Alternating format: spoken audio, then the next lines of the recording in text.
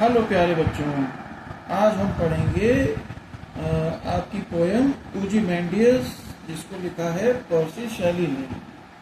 तो ये एक ऐसे राजा की कहानी है जिसने सोचा था कि वह दुनिया का असली डॉन है, लेकिन वक्त ने उसका ऐसा पोपट बनाया कि आप हंसते हंसते लोटपोट हो जाओगे। इस कविता का नाम है ओzymandias। तो इसमें कवि कहता है कि मैं एक ऐसे मुसाफिर से मिला जो कहीं घूमकर आया था। उसने बताया कि भाई, मैंने रेगिस्तान के बीचों बीच एक बहुत ही अजीब चीज देखी। वहां पत्थर की दो विशाल टांगें खड़ी थी, लेकिन उसके ऊपर का धड़ यानी उसकी बॉडी गायब थी। सोचो, किसी ने बहुत बड़ी मूर्ति बनाई पर बीच का हिस्सा डिलीट कर दिया, सिर्फ जूते और घुटने रह गए हैं। जरा सब पन्ना पलट के दिखाएं बच्चों को। ये देखिए प्यारे बच्चों, इसमें आप देखेंगे कि आपको बस पैर दिखाई दे रहे हैं घुटनों तक और जूते पहने हुए हैं। ऊपर का हिस्सा डिलीट हो चुका है यानी टूट फूट चुका है। और उन टांगों के पास ही रेत में आधा धसा हुआ एक चेहरा पड़ा था। उस चेहरे को देखकर लग रहा था जैसे वो राजा बहुत ही चिड़चिड़ा और घमंडी था।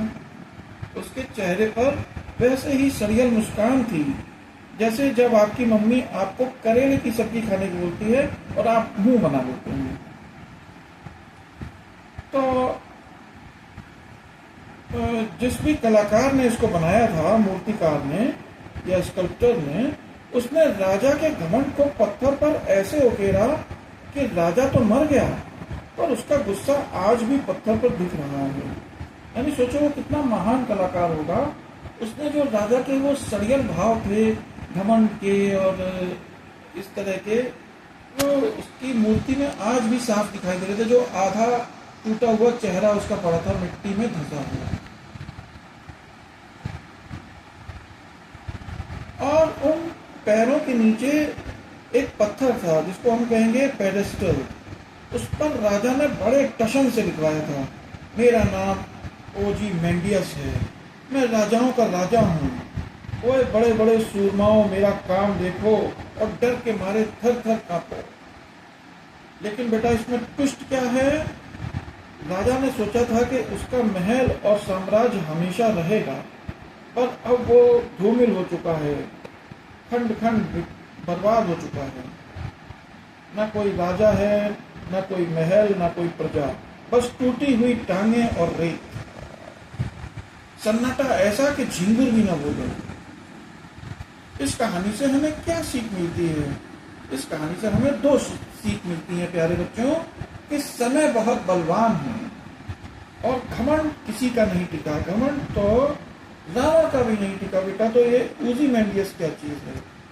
तो इससे दो सीख मिलती है कि समय सबसे ज्यादा बलवान है और घमंड किसी का भी नहीं रहा, चाहे वो कितना ताकतवर हो।